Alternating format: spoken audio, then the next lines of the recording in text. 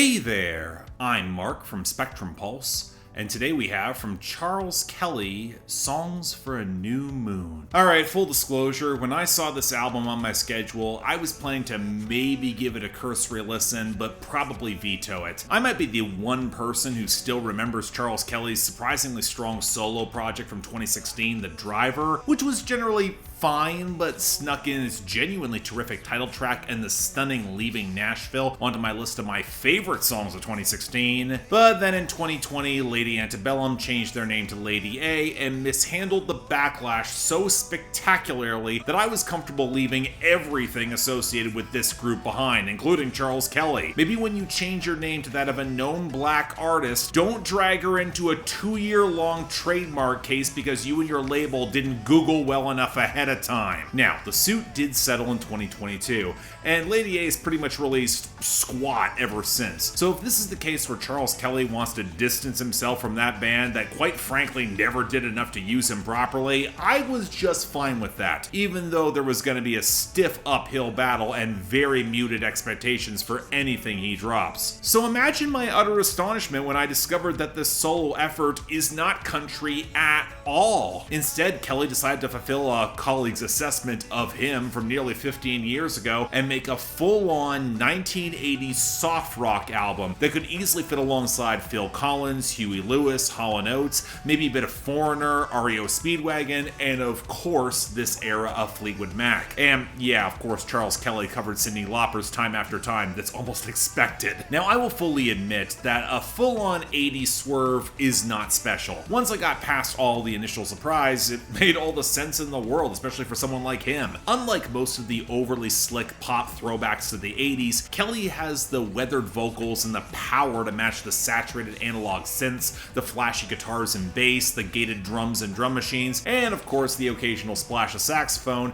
He would slot into the adult contemporary radio of the mid-80s without a second glance, if you can look past some of the modern melodyne vocal touch-ups instead of just embracing more reverb around him. The real question though is whether or not he did any of this well. Well, outside of the project running a little longer than it should, I know it's been 9 years, but at nearly an hour at 16 songs, it can be a hard sell to keep the momentum going. There's really two factors to this nostalgic throwback working: the composition and production, and the lyrics. And the former group, well, goddamn, when so many 80s throwbacks can sound so chintzy or cheesy, imitating the most dated parts of the 80s in the production, Kelley aims for the burnished tones, the rollicking grooves, and the broader sense of scope that made that decade feel so huge and memorable. And for the majority of the album, he's got the hooks to land them. There's a lot of great songs here, although if you got an ear for that era, it becomes pretty obvious what songs or artists might have been on his mind when writing these. The opener, Can't Lose You,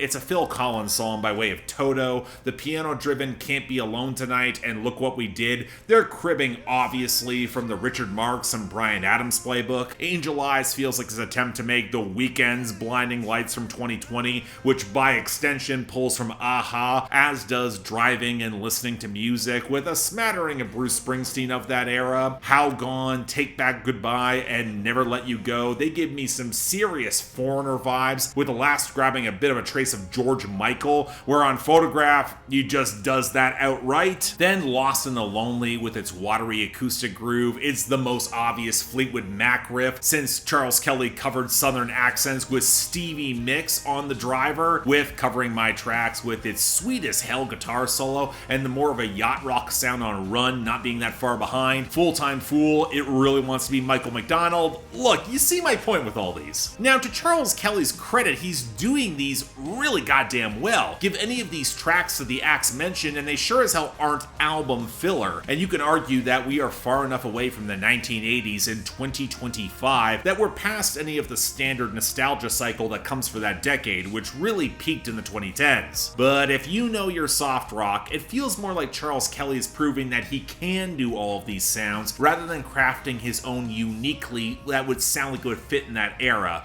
making his own Sounds of the 80s playlist, until midway through he drops a note-perfect cover of the Battleborn era deep cut Here With Me by The Killers, and that fucking blew my mind. I thought I was the only person who remembered or cared about that song.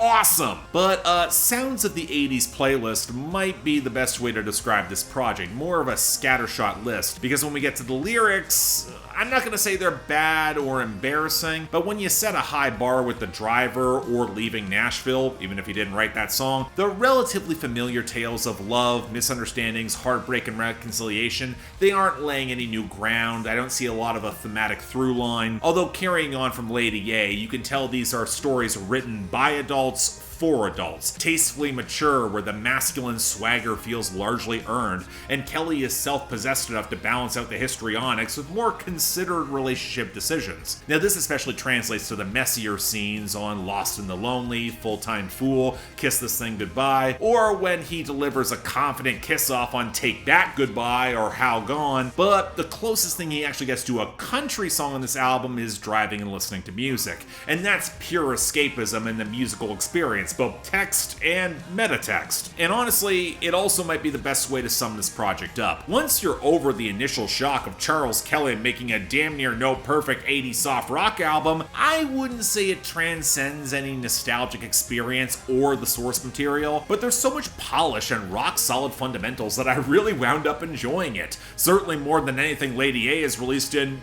possibly ever, if I'm being brutally honest, when I'm considering individual albums. But the tricky thing with the recommendation is that if you really like this, you'd probably be just as served by pulling up one of those soft rock of the 80s playlists on Apple Music or Tidal. It's a very niche passion project that probably hews a little bit too close to the influences, but I also appreciate the raw craftsmanship and nailing the actual song so goddamn well, and that's what nudges it at least close to greatness.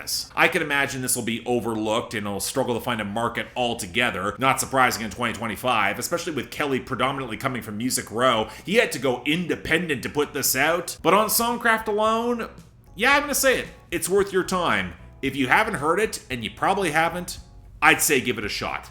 It's something special. So yeah, thanks a lot for watching. If you want to see more, please be sure to like, share, drop comments, subscribe. I'll be honest, I'm a little bit surprised that this worked so much for me. Actually, I'm just surprised Charles Kelley pulled this off entirely. I think some of that pleasant surprise and the fact that so many of the songs are so good is what makes me so positive on this. Again, and he had a high bar to get past in terms of everything that went down in 2020. I'm willing to live and let live given the suit settled a couple of years ago, and this is far removed from anything Lady A related, but yeah, the songs are indeed that good. I will give him credit where it's due.